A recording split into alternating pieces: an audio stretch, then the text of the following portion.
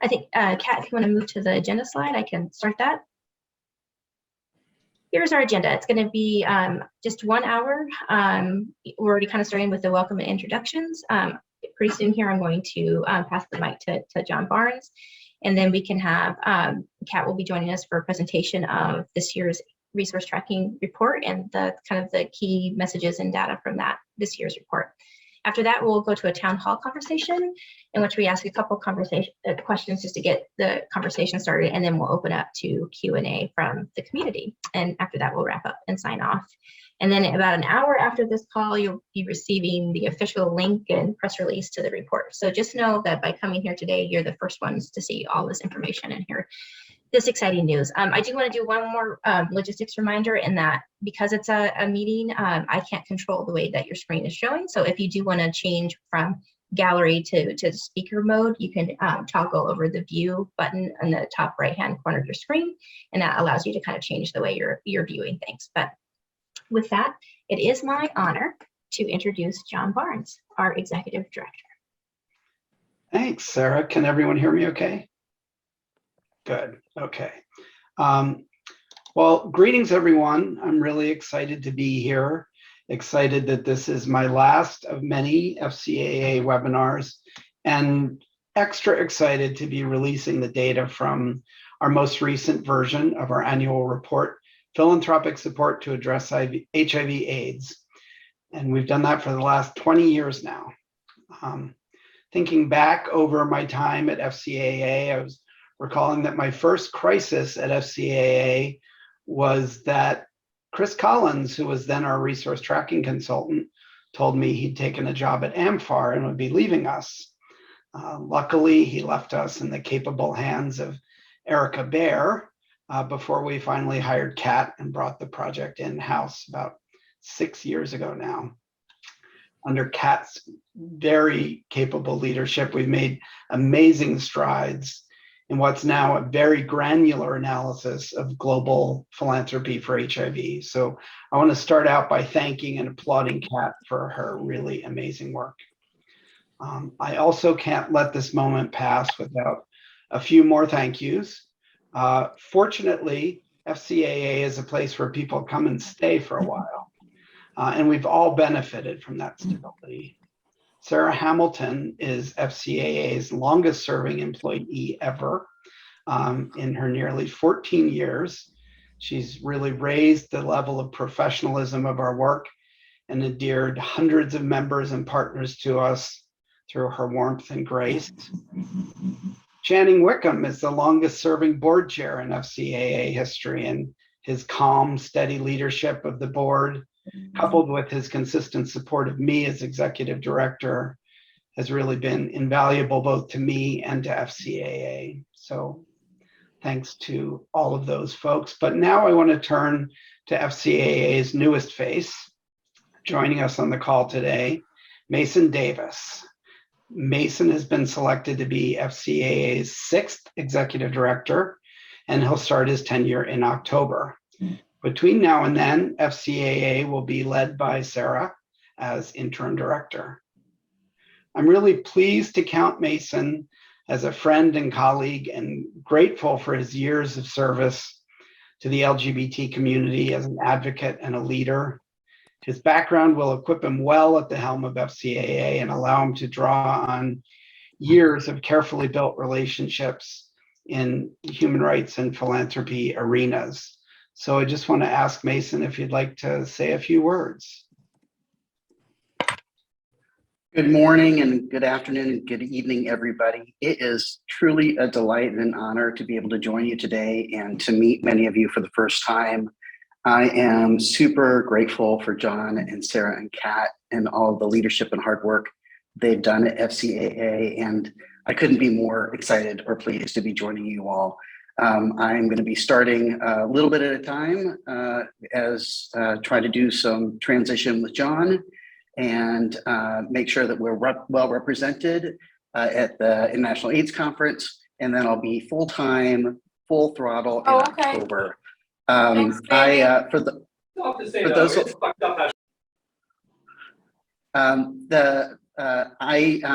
I started a lot of my advocacy back in the days of ACT UP, early in my life, have spent much of my career, my life involved in leading LGBT and trans organizations, both in the United States and internationally. I'm currently the interim executive director of Transgender Europe and live in Berlin, Germany. And I couldn't be more happy than to join you all for this next adventure. So thank you all for having me today. I'm really excited to roll up my sleeves and work together and really help FCAA achieve its vision. So here's, cheers. Delighted to meet you all and excited for what's to come. Thanks, Mason. And with no further ado, I'll turn the floor over to Kat. Thank you. Can everyone hear me okay? Excellent. I'm driving slides and talking at the same time, so we'll see how my brain manages those tasks. I'm really excited to share data from our latest report. I'm Kat Geronda. I'm the Research and Program Manager with FCAA, for those of you I haven't met personally. And I'm going to try and move fairly quickly because I have a lot of data I want to share.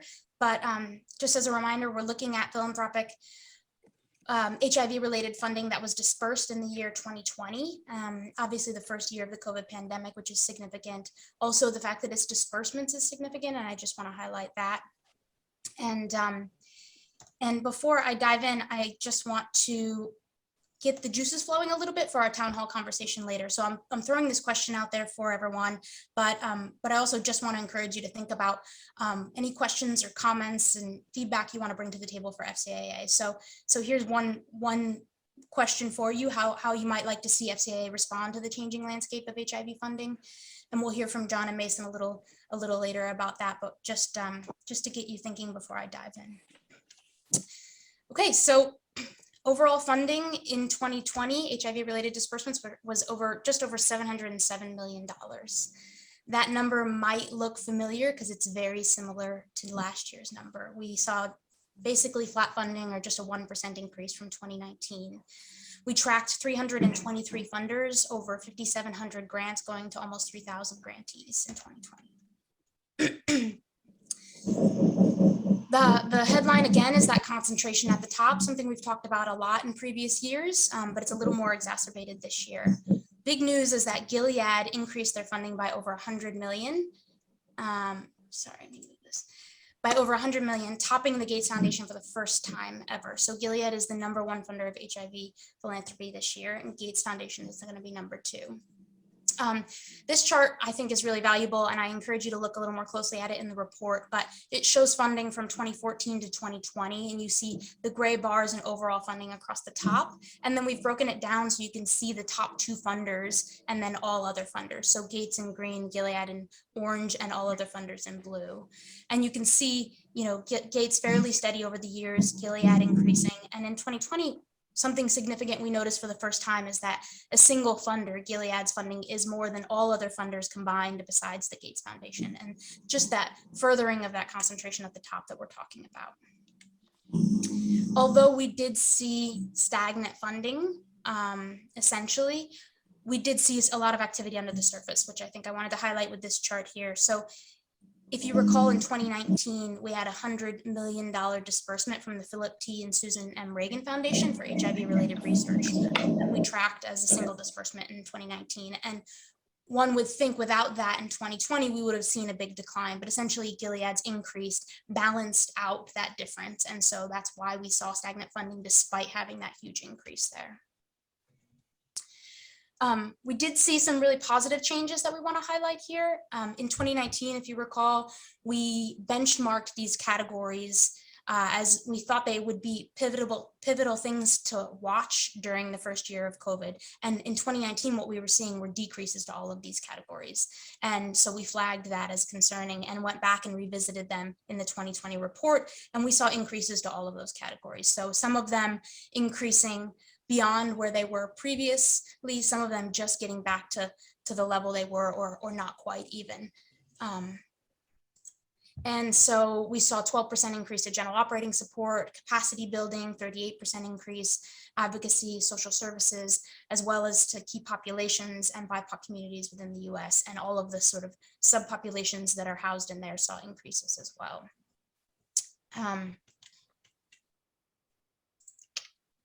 Looking at the top grant makers, we did, the most significant thing obviously is that Gilead is now #1 and Gates Foundation is now #2 on that list.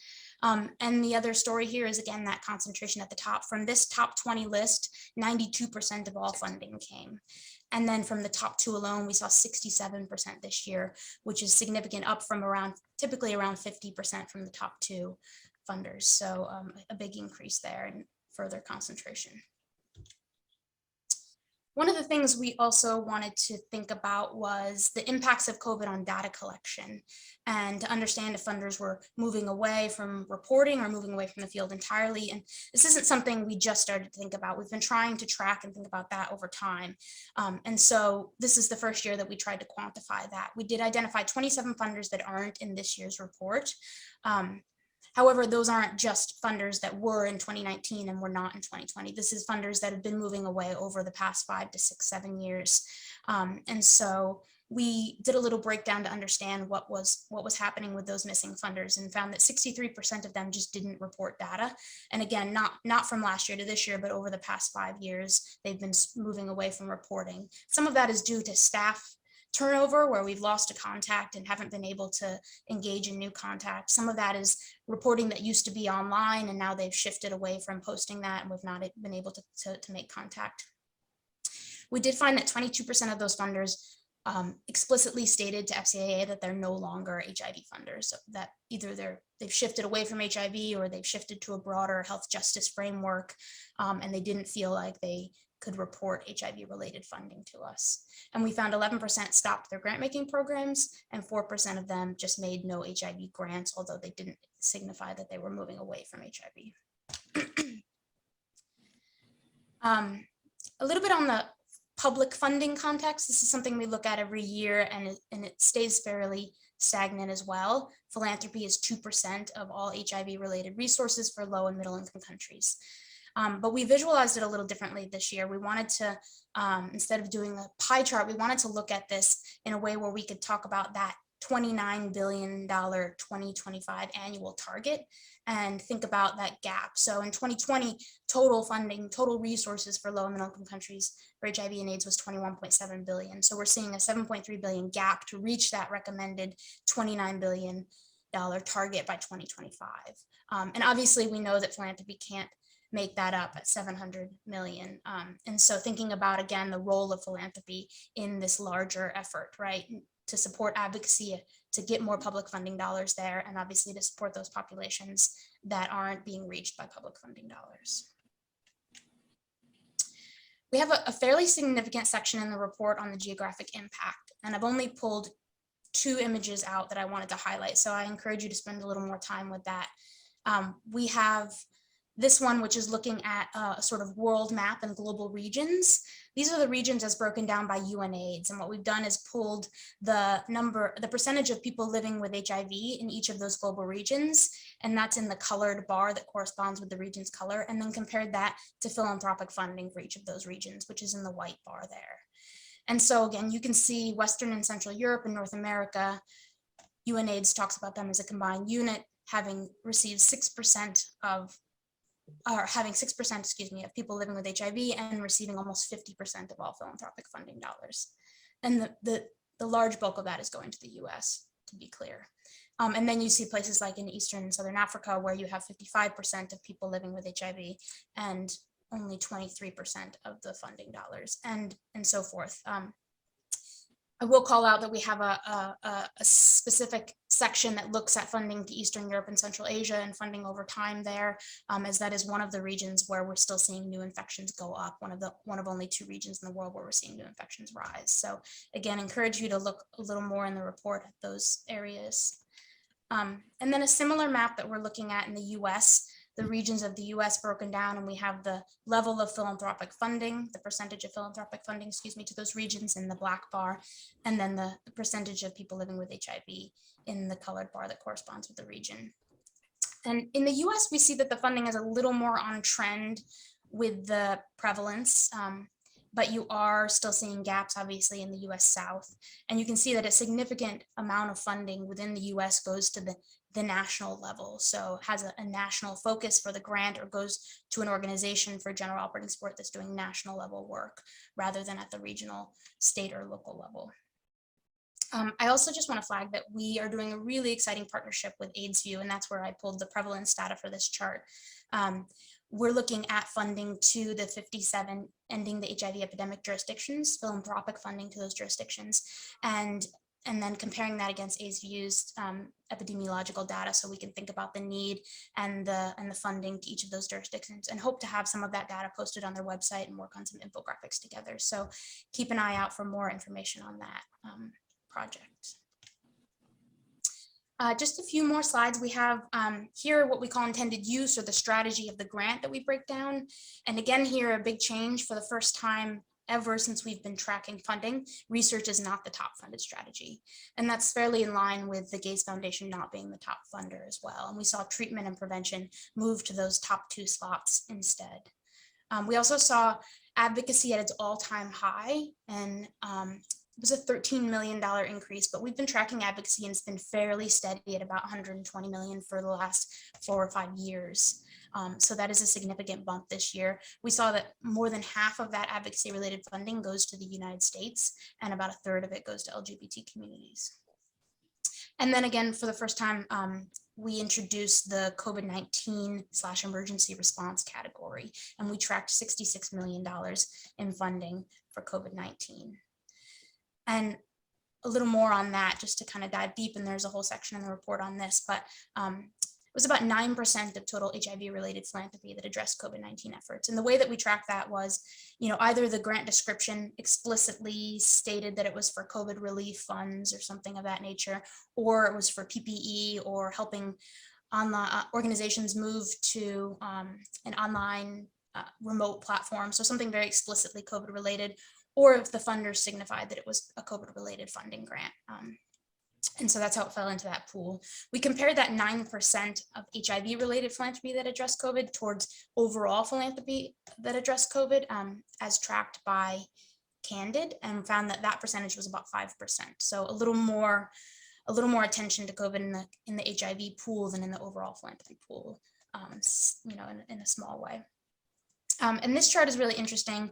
I won't go too deep into it, but we wanted to look at how that COVID funding was breaking down and how that compared to overall HIV philanthropy. So we found that about a third of COVID related funding was for general operating support, whereas in overall HIV philanthropy, only about 8% was for general operating support. And again, capacity building and leadership development, significantly higher. LGBTQ populations, a little more focused within that COVID pool of funding. And we also saw dramatic increases in funding for persons with psychosocial disabilities and for social services. And we call those out because we felt that there was really a lot more attention on mental health issues in general in this first year of COVID related funding, and saw increases to both of those areas. And this is the sort of full population breakdown. Again, that persons with psychosocial disabilities that I flagged there, up to 7.2 million. And then our typical top funded population is general populations. That stayed at the top. A lot of that is research funding, but that still remained the top funded category. After that, people living with HIV. And then we saw women and girls, youth, and economically disadvantaged and homeless in the top 5, I think, for the first time. And again, I think that that's a lot of COVID related funding coming in for housing, nutrition, and transportation and so forth. Okay, I'm gonna just wrap up by saying that I encourage all of our members to check out our membership and grants directory at grants.fcaaids.org. It's a members only benefit. So if you're an active current member of FCAA, you have access to it.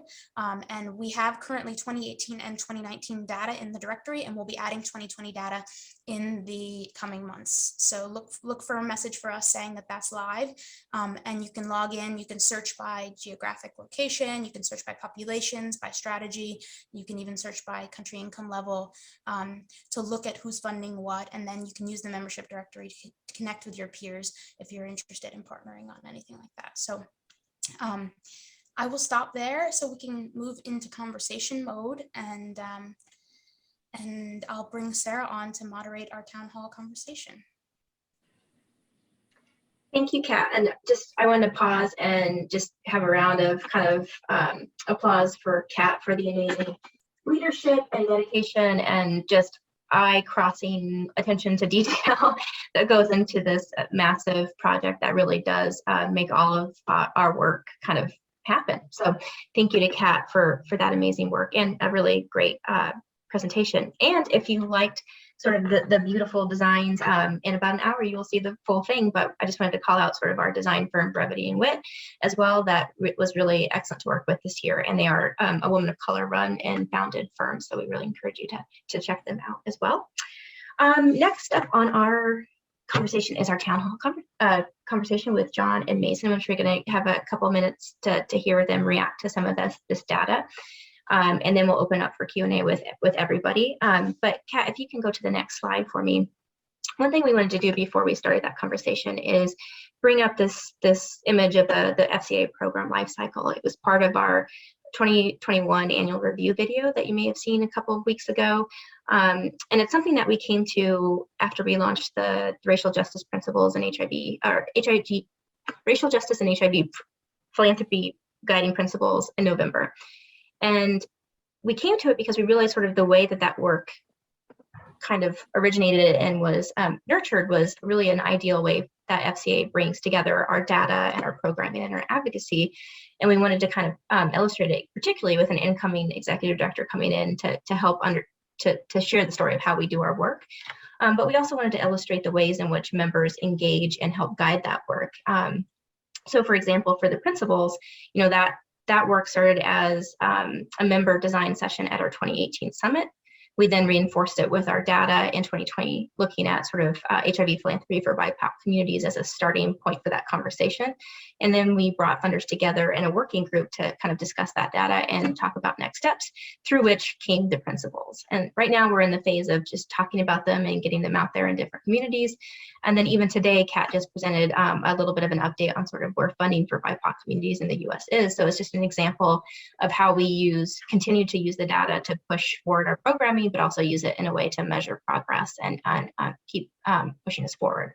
But back to the engagement piece is that all along that cycle are multiple ways for our members to come in and help us identify issues and come together to discuss those topics. So even you showing up today is an example of that engagement. So we really encourage your comment and feedback during the Q&A section or conversation portion, so that we can figure out where do we take this data next and how is that going to help us prioritize our programming. But even more than that, it started earlier when our funders submitted data for this report, because all of this would not be possible without that. So we thank you again. And if you're worried, don't be, because in about 2 weeks, we're going to ask you for more data. So the whole cycle will start over again. So thank you to everyone for being here today. It's a really important process, not just for the membership in the sector, but also for its staff and for our incoming ED to understand sort of how you're all feeling and reacting to this data, and it will help kind of figure out where we go next. So with further ado, Kat, I think you can stop sharing if you want to. Make sure that John and, you both have your videos on. That's fantastic. We're going to kick off our town hall conversation with a couple of questions, and then again, we'll go to open Q&A after that. But the first question is for John. John, listening to sort of Kat's presentation and everything that we've been working on so far, what does the story around this data tell you about the field of HIV philanthropy right now? Well, I think the graphic that comes to mind is the one where it showed the bars over time. It showed Gates steady, Gilead rising, and the thing that Kat didn't mention was that it showed all other funders declining.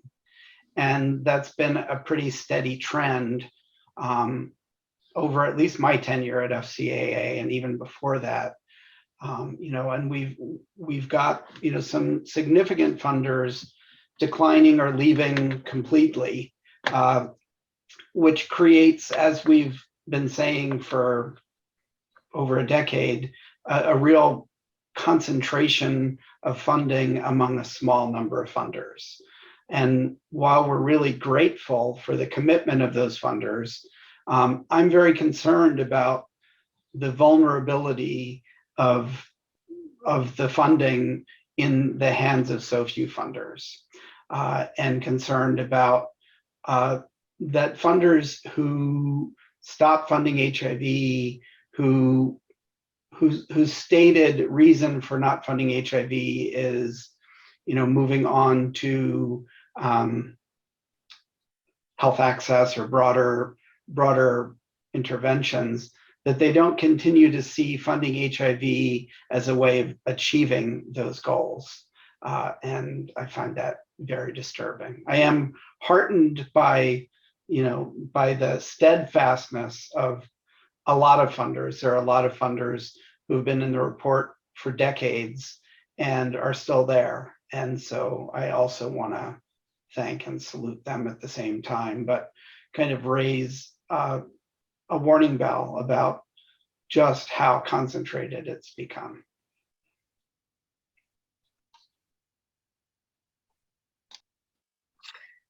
Thank you, John. So, Mason, I know you're brand new into this, but we're curious to sort of, when you saw the report and listened to sort of Kat's presentation, if it brought to your mind any sort of ways in which you think FCA should be responding to it, or kind of what our role is in kind of playing, responding to this in the field.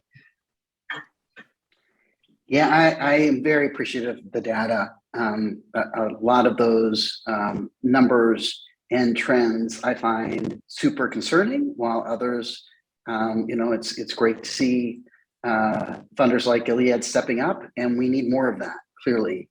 When I first started looking at the numbers about the amount of decline of HIV funding in recent years, I thought, well, maybe it's because we've won and HIV is no longer an issue. And then I realized there are 9.5 million people that don't have HIV treatment around the world, at least, that every week about 5,000 young women aged 15 to 24 years old in the world are getting HIV. And we know that those who are living with HIV are having much more serious impacts from COVID-19. And yet many of the places where we have people struggling with HIV without treatment also don't have access to COVID vaccines. So it makes me think we haven't fixed this yet, which means philanthropy clearly has a really big role to play. And I think there are a few roles for FCAA in looking at it. And one is what we do every day, which is engaging our members to help make meaning from the data, to help understand what the trends are, what the concerns are, the challenges, to be a community, to figure that out together, and to carve a collaborative pathway forward. And I want to make sure FCAA is a good resource and a useful resource for others in this space, and those especially who are advocating internally within their institutions.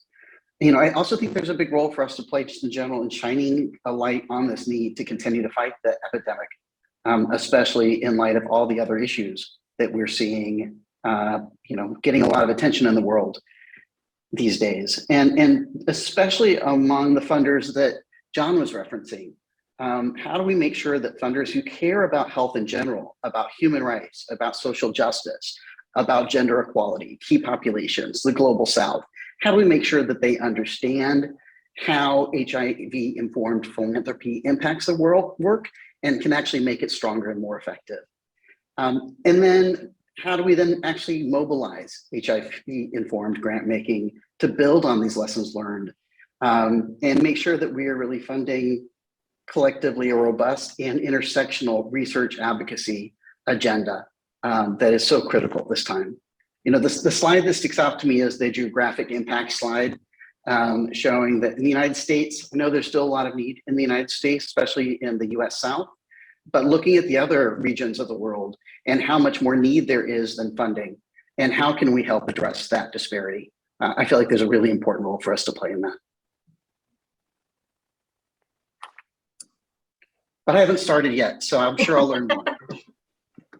Well, that was really great. I want to see if John, if you had a response, or I can maybe ask one more question, then we can open it up for everybody on the line. Well, if that's Mason's take before he's even started, I think FC is in good shape. So. It's great. Agreed. So just one more question, and it can be for both of you. You know, Kat also brought up the context slide about sort of, you know, our tried and true statement of philanthropy being 2% of the response. Do you have thoughts about, you know, I think we kind of said it in that too, Mason, but like, are there any other kind of areas that you think we can really use that 2% to like push the other forward to make sure we get to our targets? I'll let Mason go first this time. Yeah, I think the private philanthropy in particular has a really important role in going where public donors can't. Really, you know, leading into the flexibility, the increased responsiveness, having lower thresholds for entry for grant making is super critical for private philanthropy to play that role. And because the government cannot do it alone or by itself, there are too many barriers for a lot of the groups and populations that need it the most. And I think John spoke earlier too, just about the importance of private philanthropy in influencing and advocating for an appropriate use and assignment of resources by governments. You know, that work doesn't happen on its own.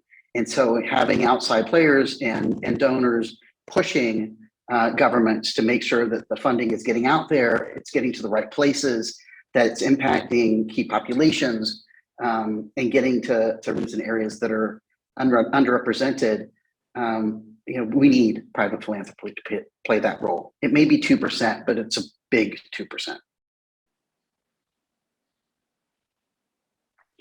Yeah, I mean, picking up on Mason's point, you know, we see that it's not only funding what governments can, but what governments won't. You know, looking at syringe access and harm reduction, and looking at, you know, even when government does fund, you know, I know that in the US, there are health departments that every year send back tens of thousands or hundreds of thousands of dollars that they weren't able to spend because of bureaucracy, and that bureaucracy has only gotten messier over COVID. So, you know, the consistency and the flexibility of private funders, and, you know, the focus, it's clear when you look at the difference in focus on key populations between what private funders fund and what governments fund. So the need is clear, and I think that this report shows that private funders are moving in the right directions. So that's encouraging. Thank you both. That was really helpful and great to see. And I'm really glad that we had this opportunity to have both of you speak together on this data as a way to kind of close out this month and time. But I want to open it up. I want to ask everybody that's on the line to see if you have any questions or feedbacks or comments or anything. I know we have received one in the chat, so I'll maybe bring that up, but I also want to remind us of sort of Kat's framing question that she posed at the beginning of her presentation. You know, we would love to know what you think, you know, what our response should be in our role, kind of as Mason has also already touched upon. So with that, I also remind you, like, you don't have to come on with your video, but if you are actively speaking, we encourage it just so that I can help with accessibility. But, you know, that's up to your comfort level. And if, you know, if you got ready this morning, I suppose. But anyway, I do have a question in the chat. I'll start with it, and then we can kind of open up the floor. But there was a question about sort of if we're using AIDS 2022 in Montreal this summer as an opportunity. And I would like to, I can start there, and then the rest of the team can jump in if you want. But we are going to Montreal, which is exciting. We are also going to host a global funder gathering, and I'm excited to say here first that we have partners on the line with us too from Stephen Lewis Foundation, and we're in the midst of drafting that and putting together, so you'll learn more about our plans there. But really an exciting opportunity to come together in person for the first time. We're also excited to share that Mason actually, even though he is going to not be on until October, he will be joining us in Montreal, so you'll get a chance to meet with him there. And it's going to be just a chance to get to see each other, talk about sort of how we are really funding the community-led response to HIV, and share some other work that we're happening. We're also going to host a meeting of our Eastern Europe and Central Asia working group, hopefully, while we're there, and kind of talk about some of that important work that's happening on the ground in Ukraine and Russia. So those are just really brief overview. We'll also put together a funder kind of roadmap to Montreal. So we'll go through and kind of pull out sessions that we really encourage those in attendance to be a part of and advocate for. And we'll also have sort of social media toolkits and everything else to really help make sure that sort of our kind of messages and data are part of the overall conference as well. I don't know, John or Mason or Kat, if there's anything else you want to add to that bit about what we might be doing there together. We'll be bringing reports, actual hard copies, and distributing them as well. And I think, you know, other ways that we can find, Julie, to your question, to talk about the data throughout, you know, different sessions and in conversation with folks we will be doing. So yeah, I think we're always looking for opportunities to highlight key points or dive into some specific elements of the data, and we'll be looking for that in Montreal as well, and sharing, you know, little snippets, and either digitally or in person. But we'll definitely have reports in hand and be talking a lot about it. I was going to say too, I would love to meet people. So if you are going to Montreal, and if you'd like to sit down for a cup of coffee or a tea or a piece of cake, I'm a big guy, I like a piece of cake. I would be delighted to meet with you individually. Sarah, if you don't mind me putting you on the spot, if you'd like to do that, if you send Sarah a message, and I'm happy to work with her to get that on the calendar. Who isn't ready for cake? No, that's fantastic. So I wanted to open up and see if there are any questions. There are a lot of us on the phone, so we'll do our best to see everybody, but you can raise your hand, or you can add in the chat if you want us to call on you. So far, I've seen several people that are coming, so that's very exciting.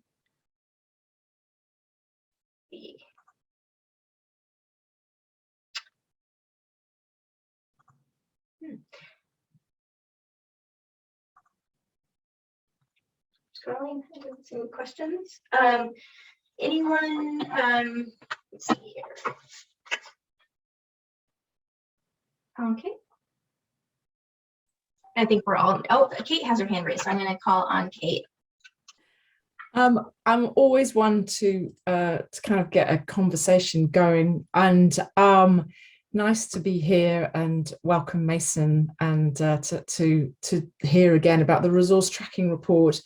And I've always found the name Funders Concerned About AIDS quite an interesting name for an organization, but actually I think that word concerned is starting to have its time, because it's not just about funders who only fund AIDS, it's about funders who include AIDS. They have a concern, they have a they include AIDS within, on HIV and AIDS within their thinking.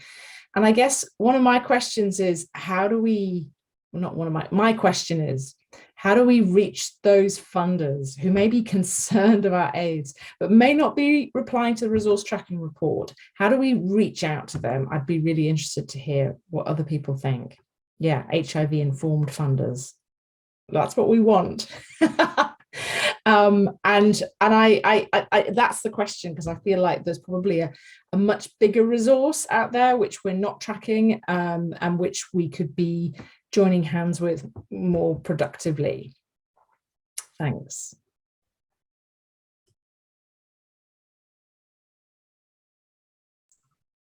I definitely don't have an answer, Kate, but I'm happy to jump in and just roll with this conversation, because it's something I think about a lot, obviously, in my role. But we, definitely are interested in expanding our scope and bringing in more funders and finding the right language to bring funders into the conversation, especially to bring them into submitting their data. I don't know what that is, but I think it's an ongoing conversation for us for sure. I think in some ways I'm really excited for Mason to step into this role, because I think thinking about how we can look outside of the world that we've been in for a little while is really going to be helpful. And then the question is like, how much funding do you track, and where do you stop, and where do you draw that line? I mean, we talk about HIV-informed funders, and in the data we talk about HIV-related grants, because we do have quite a wide net that we cast, to be very inclusive and to understand all of the various populations that are impacted in the various ways that they're impacted, to make sure that we're capturing funding that is really, not just obviously treatment for people living with HIV, but much more expansive. But I don't know where that line is, and how you become more expansive and where you stop. And obviously, we have partners from funders for LGBTQ issues on the line who do their own tracking, and we overlap in so many ways. But I think that that's a really valuable question that, I think about and talk about a lot with other folks who do resource tracking. And I'm curious to hear other perspectives from the community for sure.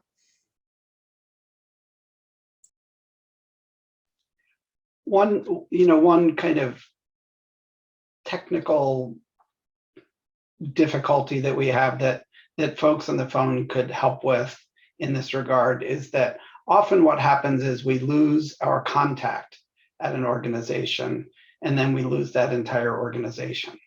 And if folks who are engaged in FCAA in not the HIV specific organizations, but the broader organizations, help to link other colleagues to our work, share the resource tracking publication through their organization, invite colleagues to join them on webinars or at in-person convenings, so that when that one person leaves, we still have other people that we know in that organization, because that's been a constant source of frustration. And I think actually the membership directory is helping with that. We're really attempting to go deeper within organizations and have multiple contacts in organizations, but that's one small way that I think we can look at that.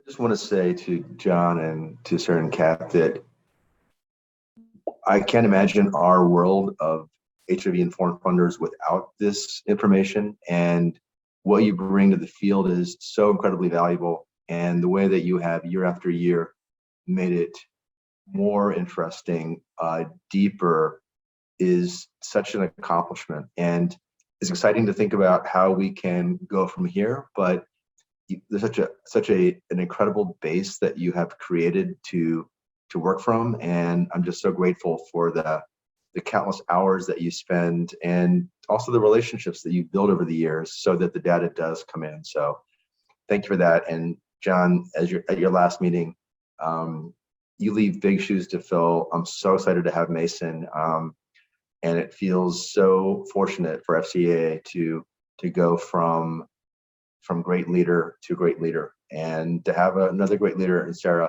in the interim. So thank you for everything. Thank you, Jeremy.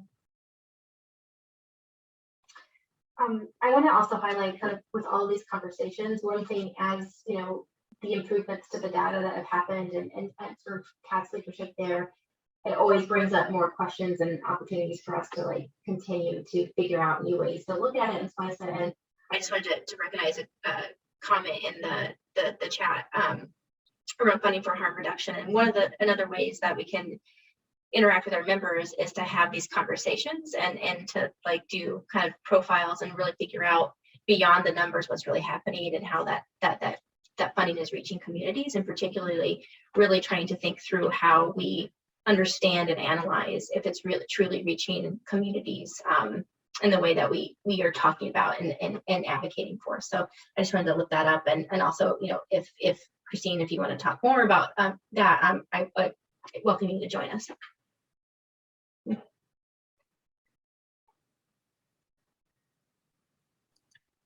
And Julie, I think your hand's up.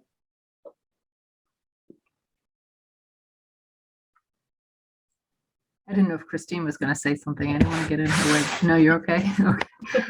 Actually, Christine, I think this might apply to you too. My question. One of the things that I really liked in the last year from FCAA was the report and the dialogue about intermediary funders. And I think it'll be really interesting to see where that goes. And it feels like maybe an opportunity, just in this last conversation, I feel like intermediary funders, and maybe I'm like tooting my own horn, but have kind of a sense of the local landscape a bit in terms of who else might be doing the work and are kind of in that nebulous space of being, you know, an HIV funder without really realizing FCAA is out there.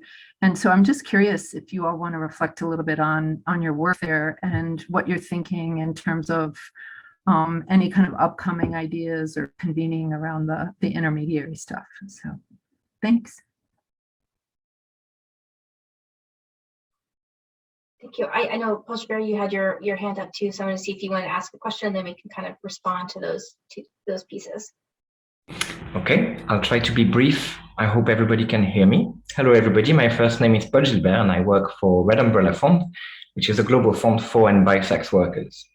And it made me think a lot what you were saying, Kate, in particular, but it goes back to what you were saying, Julie, because it's about that word concerned, and how do we get people to understand that they're funding, that they should fund more than what they think they fund. And it's something that at Red Umbrella Fund, we have experience in, because when we go to funders saying, can you help us support sex workers? And it's a labor rights funders, they'll say, no, we fund labor rights. When we go to a women's organization, they'll say, no, we fund women. And we're like, strange, because my community is like mainly women workers, so not sure where we are. And I think the opportunity there is indeed the role of intermediary funding, the discussions that are increasing about nothing about us without us, about participatory grant making. And I look forward to seeing FCAA continuing to contributing the data to make the case for these things. Yeah, thank you, Julie and Paul Gilbert. I'll start by just saying, in a number of different ways, I think we've been thinking about and trying to expand our capacity to do more work with intermediaries. And I know, you know, John put in the chat that we're inviting more intermediaries to be members of FCAA and trying to bring them into the community in that capacity. As far as the data goes, we definitely started this year to do a little more outreach to some intermediary organizations that we know, especially new ones that popped up during COVID for the first time, and bring them in to track funding. And that was only mildly successful. So it's something that we're definitely looking forward to expanding the tracking of funding by intermediaries. And we already have a sort of capacity to remove regranting in some way so that we're not double counting, but we do want to bring more intermediaries into the pool of those who submit data for research tracking. And so we can then start to see the funding flows a little more clearly and think about the value and lift up the value of intermediary organizations. And I think on another scale was our sort of report that Julie was referencing, and the research we did around that. I don't know if John or Sarah, you want to say more about that piece? Yeah, I think some of that research has kind of merged into all of the working group efforts that we've done, and thinking about sort of the Eastern European working group and what comes next from that, and how we bring those conversations from the COVID report and the intermediary report into that work too, so that we can always use that as sort of a lens and priority around our outreach. But yeah, just to say that all of that is up for, you know, thinking about what our next steps are on that work in our next research. John, I don't know if you want to add anything more or. No, I mean, I think you nailed it. It's also, I guess, important, like for all asking for your help as our membership, just to what's already been said, like if you work with intermediary organizations or you know of some, to like make sure that you're kind of sharing that, especially when the call for data comes out. I think we'll need to do a really big push and think differently about who we're reaching out to and getting that call out to, so that we can make sure that this next version, which as I mentioned before is going to start pretty soon, will be including those communities as well. And so I think we can use Montreal as an opportunity for that, and also USCHA in Puerto Rico later this fall, and to make sure that we're getting sort of those communities that maybe had just taken on the mantle of funding for the first time involved in the outreach. I think that Meg has a question. Oh, yes. Find my mute button. So the other thing I was thinking about in this context too of funding is not just how much funds, but also how the funding gets distributed. And the work that FCAA has done around addressing racism and funding in the US, I think that there's a global conversation to be had around colonial practices in funding.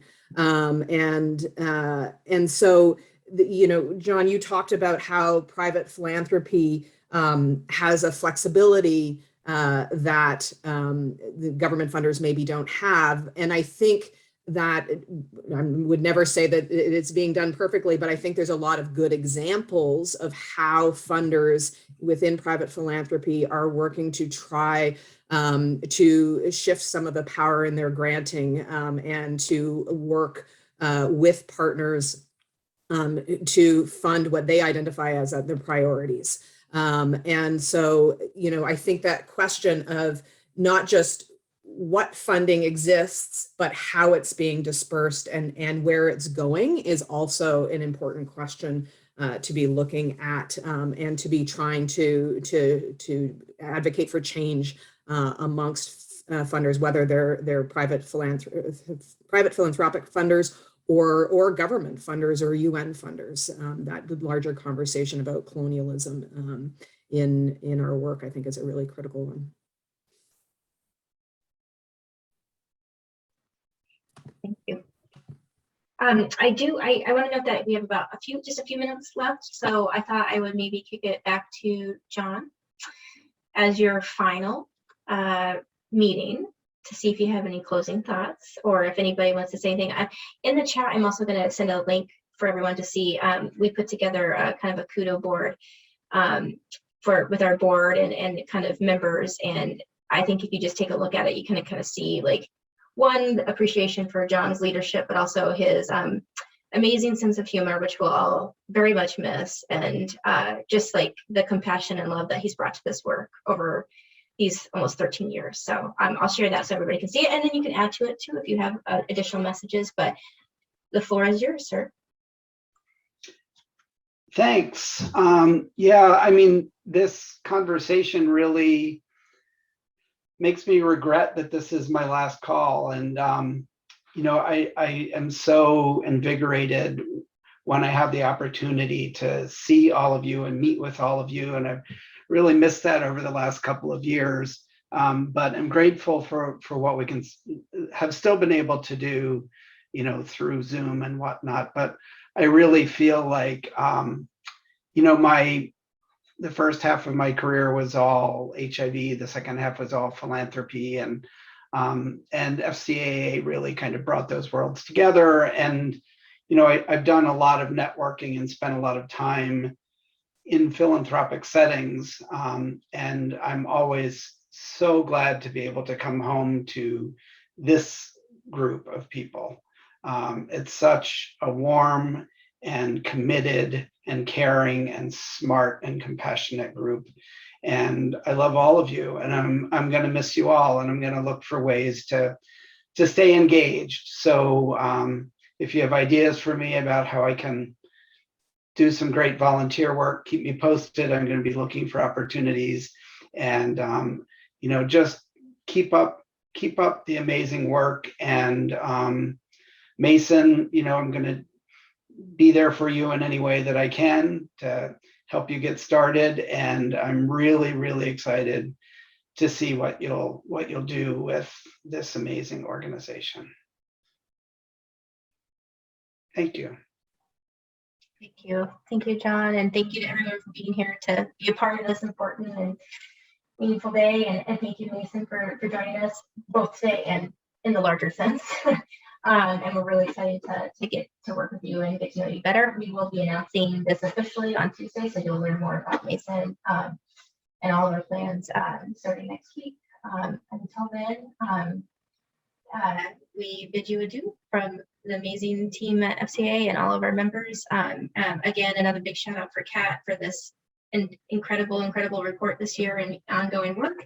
You will be receiving the report in about an hour, and we're still here if you have questions or comments or anything else that you want to talk about, or more ideas for blogs and profiles and advocacy that we can do together. And until then, hopefully we'll see a lot of you in Montreal, which is very, very exciting. And we may cry a lot, but that's okay. All right. We love you, John. Love you, everybody. Have a wonderful rest of your day. Thanks, everyone. All right. Thank you, John. Thank you all.